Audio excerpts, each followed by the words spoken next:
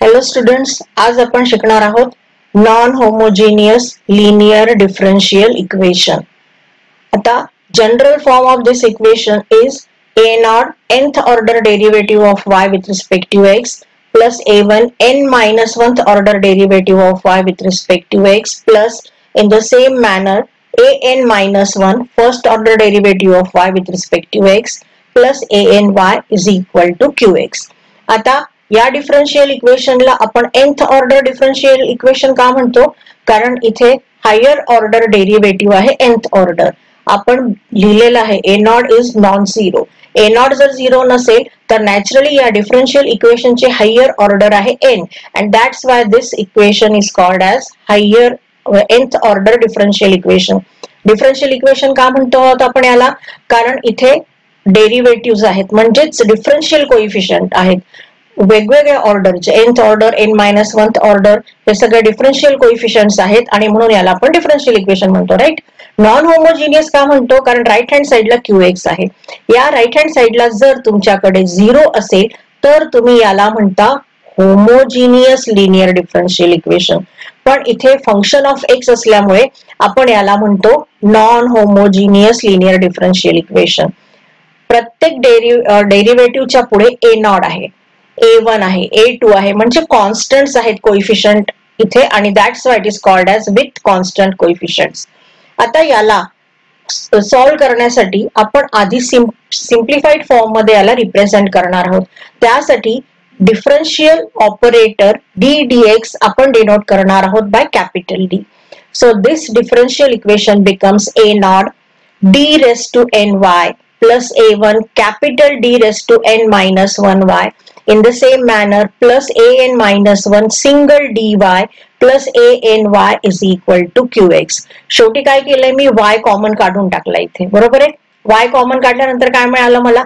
a naught d raised to n plus a1 d raised to n minus 1 up to an minus 1 d plus an. लक्षात घ्या bracket मध्ये single d आहे त्याची power n, नंतर d ची power एकाने decrease होत जाते. It is same like as polynomial.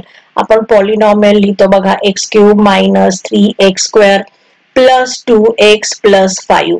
याच प्रकारे दिसतंय हे, करेक्ट. आणि म्हणून आपण या ब्रॅकेटला डिनोट करणार आहोत by F of D. So this is F of D Y is equal to QX. F of D आहे a naught d raised to n, a1 d raised to n minus 1 up to an which is polynomial in D. Right.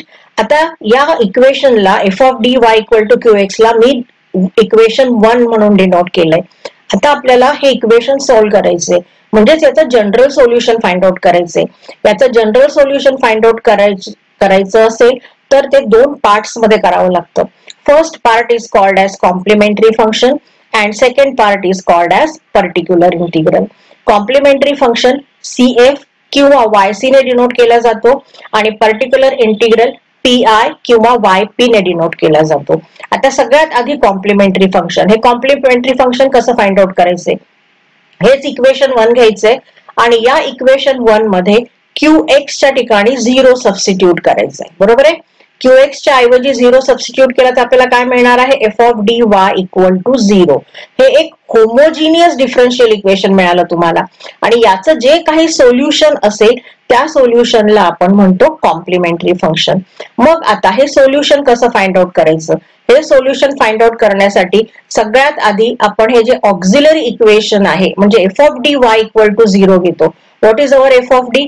F of D is polynomial in D. a naught d raised to n plus a1 d raised to n minus 1 plus dot dot dot an is equal to 0. हे जे polynomial in d आहे त्याला equate to 0 करतो, तर याला आपण काय म्हणतो? Auxiliary equation. एकदा तुम्ही पॉलिनॉमियलला इक्वल टू 0 केलं तर याचे टोटल n रूट्स मिळणार आहेत आपल्याला, बरोबर आहे. आणि हे जे n रूट्स आहेत या पॉलिनॉमियलचे त्याला आपण डिनोट करणार आहोत by m1 m2 m3 dot dot dot mn. आलं का लक्षात? ऑक्झिलरी इक्वेशन म्हणजेच पॉलिनॉमियल इन डी, त्याला इक्वेट करायचे विथ 0. हे याची पॉवर n असल्यामुळे आपल्याला टोटल n रूट्स मिळणार आहेत आणि ते n रूट्स आपण m1 m2 m3 up to mn या फॉर्मॅटने डिनोट करणार आहोत. आता कॉम्प्लिमेंटरी फंक्शन लिहिताना आपल्याला हे रूट्स यूज करायचे. या रूट्सचं नेचर कसं आहे त्या पद्धतीने आपलं हे YC चेंज होणार आहे. फर्स्ट केस मी कन्सिडर करते की हे सगळे रूट्स रिअल आहे आणि डिस्टिंक्ट म्हणजे नॉन रिपीटेड आहेत. असे असले तर YC लिहिण्याची पद्धत आहे C1 e raise to e च्या इंडेक्सला एक root with constant plus C2 e raise to इंडेक्सला second root with x plus C3 e raise to third root with x. या पद्धतीने लिहित जायचे. इथे रूट पॉझिटिव्ह असेल तर पॉझिटिव्ह रूट विथ x म्हणजे 2x, -2 असेल तर -2x असं येणार आहे. बरोबर आहे. आणि प्रत्येक e raise to m1 e raise to m2 च्या पुढे C1 C2 C3 लिहिलेत. हे आहेत constant. These are called as constant of integration. d ची पॉवर n आहे. n मध्ये n पॉवरचे इक्वेशन आहे. n रूट्स मिळत आहेत आणि आपण YC लिहिताना टोटल n कॉन्स्टंट लिहितो आहोत. आलं का लक्षात? हे n कॉन्स्टंटच आपण लिहायचे आहेत ज्या वेळेला आपण n रूट्सला YC मध्ये कन्व्हर्ट करणार आहोत. आता second case, suppose all these roots, some of these roots are repeated. सगळे तर रिपीट असू शकत नाही. सो कन्सिडर करा m1 is equal to m2 म्हणजे हे दोन रूट रिपीट आहेत. बरोबर आहे. आणि उरलेले मात्र m3 टू mn हे रूट्स कसे आहेत? Real and distinct, non repeated आहेत. So how to denote this repeated roots? Repeated roots लिहिण्यासाठी आपण या कॉन्स्टंट मध्ये चेंज करणार आहोत. इथे सिंगल कॉन्स्टंट होते सगळ्या ठिकाणी. बरोबर आहे. इथे आपण लिहिणार आहोत C1 single plus C2 with x bracket complete e raise to. हा रिपीटेड रूट आहे तो 2 असेल किंवा 3 असेल. तो सेम नंबर इथे येणार आहे इंडेक्सला विथ x. आलं का लक्षात? C1 constant single plus C2 with single x e raise to इथे असलेला repeat root with x plus आता हे पुढचे रिअल आणि नॉन रिपीटेड आहेत. So C3 e raise to m3x plus dot dot dot Cn e raise to mnx. Correct. आता consider करूया की 2 नाही तर 4 रूट्स रिपीटेड आहेत. m1 m2 m3 m4 हे 4 रूट्स रिपीटेड आहेत आणि उरलेले m5 पासून mn पर्यंत सगळे रिअल आहेत पण डिस्टिंक्ट. हे पण रिअल आहेत पण रिपीटेड आहेत. How to denote this 4 roots? इथे 2 रूट्स होते ते एकत्र आपण लिहिले, रिपीटेड होते एकत्र लिहिले पण आपण 2 कॉन्स्टंट लिहिले C1 C2. इथे 4 रूट्स आहेत तर आपण किती कॉन्स्टंट लिहायला पाहिजे? 4. C1 C2 C3 C4. First constant single, second constant with x, third constant with x square and fourth constant with x cube. म्हणजे लक्षात कसं ठेवायचंय?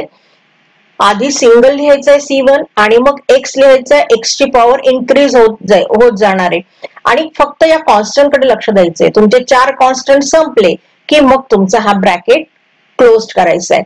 आणि e रेस टू इथे हे रूट सेम आहेत 2 3 4 काहीतरी असेल पण तो सेम नंबर असेल. तो नंबर इथे इंडेक्सला येईल विथ x. राईट. आता m5 to mn real and distinct म्हणजे case 1. C5 e raise to m5x to Cn e raise to mnx. ठीक आहे. आता थर्ड केस, इमॅजिनरी रूट्स. लक्षात घ्या इथे जर इमॅजिनरी रूट्स मिळत असतील तुम्हाला तर ते कसे मिळणार आहेत? Suppose m1 is alpha plus I beta. Real part आहे अल्फा, इमॅजिनरी पार्ट आहे बीटा. हा तुम्हाला एक कॉम्प्लेक्स रूट मिळाला तर सेकंड रूट तुम्हाला याचा कॉन्जुगेट मिळणारच आहे. We get root always in complex conjugate pair. एकटा सिंगल कॉम्प्लेक्स नंबर रूट मिळणार नाही. So alpha plus I beta as well as alpha minus I beta हे 2 तुम्हाला imaginary roots मिळालेत.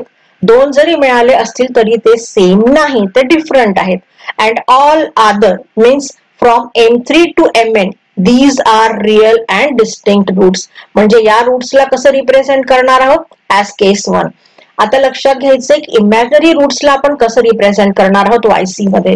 YC equal to real part काय आहे? Alpha दोघांचाही. बरोबर आहे. ते कॉम्प्लेक्स कॉन्जुगेट पेअर असल्यामुळे रिअल आणि इमॅजिनरी पार्ट त्यांचा सेम असणार आहे. फक्त इकडे प्लस आणि एके ठिकाणी प्लस एके ठिकाणी मायनस असणार आहे. So e raise to real part with x inside the bracket C1 cos imaginary part with x plus C2 sin imaginary part with x bracket complete. नेहमी e raise to real part index ला येणार आहे e च्या bracket मध्ये C1 cos beta C2 sin beta. इथे beta plus दिसतोय, इथे beta minus दिसतोय, पण ब्रॅकेट मध्ये कुठेही आपण निगेटिव्ह बीटा घेणार नाही.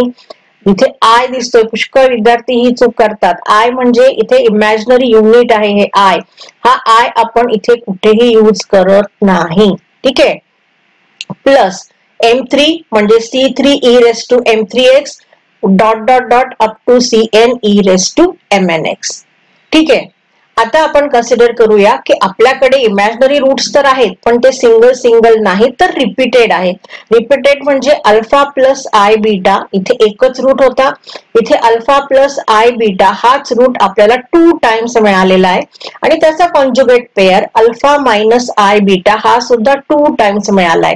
म्हणजे M3 and M4 both are alpha minus I beta. Remaining M5 to Mn these are all real and distinct roots. म्हणजे इथे केस 1 यूज करायचे फ्रॉम M5 टू Mn. पण आता हे रिपीटेड रूट्स कसे लिहायचे? इथे कसे लिहिले होते रिअल मध्ये? कुठे इंटरप्रिट केले होते? Using constants. इथे सुद्धा तेच होणार आहे. इथे बाहेर कॉन्स्टंट आहे का? नाही, ब्रॅकेट मध्ये आहे. बरोबर आहे. जेव्हा आपण सिंगल सिंगल रूट्स कन्सिडर करून लिहिले होते तेव्हा ब्रॅकेट मध्ये कॉन्स्टंट C1 आणि C2 सिंगल आले होते. 2 रूट्स होते, आपण 2 कॉन्स्टंट यूज केले होते. इथे 4 इमॅजिनरी रूट्स आहेत, आपल्याला 4 कॉन्स्टंट यूज करायचे. म्हणून हा सिंगल C1 काय होणार आहे? C1 plus C2x cos beta x plus C3 plus C4. C1 C2 use करून झाले, पुढचा constant C3 plus C4 x bracket complete sign beta x. आणि बाहेर रिअल पार्ट सगळ्यांचाच अल्फा आहे आणि तो e raise to alpha x येणार आहे. बरोबर आहे. Plus now remaining roots real and distinct, so C5 e raise to M5x plus dot dot dot Cn e raise to Mnx. ठीक आहे. तर आज आपण बघितलं की differential equation, linear differential equation कशाला म्हणतात, ते कसं रिप्रेझेंट करायचंय आणि कॉम्प्लिमेंटरी फंक्शन कसं फाइंड आउट करायचे. आता पुढच्या लेक्चर मध्ये आपण पर्टिक्युलर इंटिग्रल कसं फाइंड आउट करायचे ते बघूया.